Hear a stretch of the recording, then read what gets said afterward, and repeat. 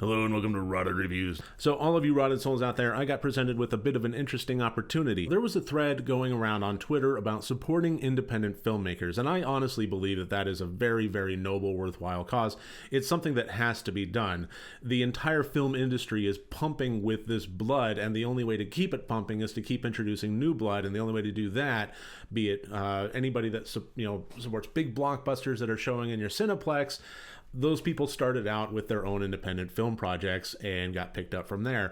So supporting independent film is a critical part of cinema. And in this thread, a filmmaker popped in.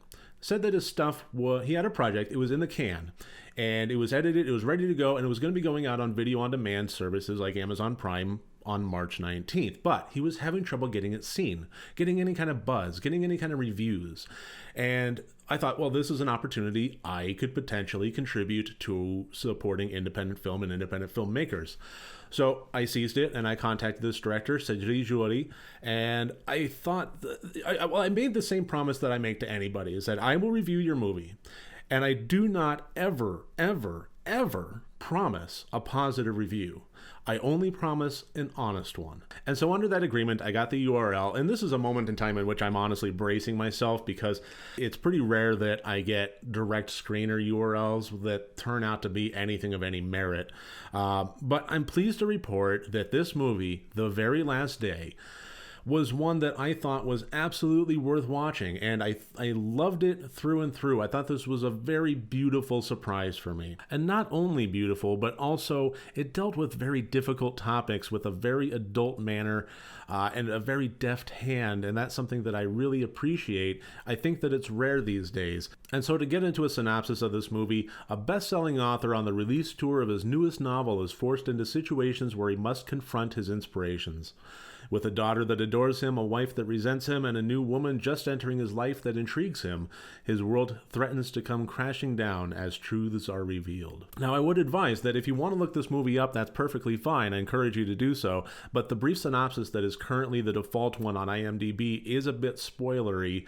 So just kind of take that for what you will. Maybe kind of turn a blind eye to that one, because this is a movie that is worth going in completely fresh. It unfolds like a well-written mystery in how it reveals certain aspects of certain elements of this film to the audience. And that is not just on a storytelling methodology, not just on the script, but also in the visual style of this. So the opening scene here has some people running in the woods, and that's the point in which, honestly, the very opening scene, I realized I wasn't just dealing with any old screener. It was something that was well polished and had a good feel to it. There was good motion and just an overall professional level to it. And then it did something interesting. It went to black and white. And it went to a very static camera. And it went with a lot of tell, don't show. There was a lot of exposition describing who these characters were in a fairly not so natural way. And at that point, I was thinking, okay, well, maybe the opening scene was a fluke, and I really am kind of dealing with something a little bit, let's just say, amateurish. But that was, as it turns out, a purposeful stylistic choice, because that is not how the rest of the movie goes. That's how it starts. As time progresses throughout the movie, the black and white starts to get some desaturated color to it, until ultimately by the end it's full vibrant color, and the camera starts moving a little bit more. The movie kind of unpacks itself from slumber. And that was something that I thought was really unique, something that I loved as far as the concept of taking the visual storytelling medium of cinema and using every single aspect of it to tell the story. I loved every bit of that. Now, without getting too spoilery, there is an overarching theme here that is a difficult one, but it's impossible to not talk about when I'm basically critiquing this film and the merits of it. And that overarching theme is rape. It is one of the central storylines of this author's latest novel, and it starts factoring into some of the real-world situations as the story starts unfolding. 我不会伤害你。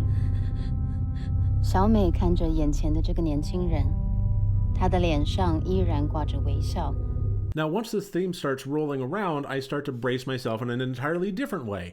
And that's because when you start to hear the words Asian revenge horror and with, rape as kind of a central theme, you start to get into some pretty extreme territories, and I start conjuring up images of some great films like the Sympathy series and so forth, as well as movies like Irreversible. And I don't know, I'm just kind of bracing myself at this point. Now, there's something that happens in this film that I thought at first was a bit weak.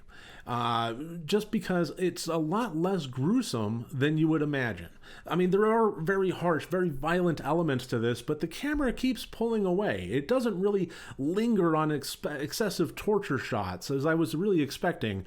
And I thought at first, I was like, okay, well, are they just afraid to do things? Are they just, trimming down on their special effects budgets? Do they not have the stomach for this? Where's the gore? Where's the gruesomeness? Not that I necessarily want to revel in this, but that's traditionally how these movies go. And as the movie went on, I started to realize that this was not a film that was just coming from a place of anger. This is not a no-holds-barred revenge movie. 你要知道，我这么做都是为了你好，这样别人才不会来欺负你，你也不会去招惹一些无端的事情回来。这没什么好哭的，都是你自己的错。你也不要怪我，要怪就怪你自己。This is a complex movie with complex characters, and it deals with very complex emotions around a very complex topic. It does it in a very adult manner. It's not just angry. It is angry, but it's not just angry. It has anger, shame, confusion, guilt, catharsis, and a deep, deep well of sadness to it. This is a movie that takes a concept that deserves to be looked at through way more than just a narrow, singular lens and gives it the care and the complexity that it deserves. Normal revenge movies are typically about one character that is as far down as they can possibly go, elevating themselves through vengeance and coming out on top and ultimately winning in whatever capacity that could be. But this is a movie that recognizes that in a situation like this, there are no winners. There's no glory, no triumph, no riding off into the sunset. This is a devastating atrocity that has devastating consequences for all involved. Instead, what The Very Last Day offered me was a very beautiful and very haunting movie that will stick with me long after I finish recording this review. So at this point, I'm going to go and throw up all the scores here. As always, 4 different categories, each one worth up to 25 points for a total possible score of 100 points. And as you can see, I thought that this movie was spectacular on pretty much every level. Now, the interesting thing about this is a lot of these high scores, I didn't feel while watching the movie that it deserved them until it started to really flesh things out, started to get towards the end, and I started to think about the preceding scenes upon reflection using the new information that I had. And that is when the full richness of the characters really started to develop in my brain. The true depth of the character motivations does not get revealed in broad brushstroke arcs, but rather as the story gets revealed, their past attitudes and barbed wire words start to make sense all of a sudden. And in the end, it's like watching a complex puzzle solve itself as you start to reflect on particular scenes. And so with a score of 85 out of 100 points, I would absolutely recommend Seiji Jori's The Very Last Day. For those of you that are looking for a completely gory slash-em-up revenge movie, you might be a bit disappointed by this one. But I think that if you go into it with the proper mindset and the proper level of expectations, then you might love this movie just as much as I did because of how well it tackled very complex topics with both pain and reverence. Thank you very, very much for bringing this to my attention and letting me review this movie. I think it was an honor, and that's something that honestly surprised me. And so that should about do it. I really thank you for joining me here today. If you like this video, please click like and subscribe. And if you want to support me further, my Patreon and my merchandise storefront links are below. Remember, next time you want to watch a horror movie, first make sure that it's good and rotted.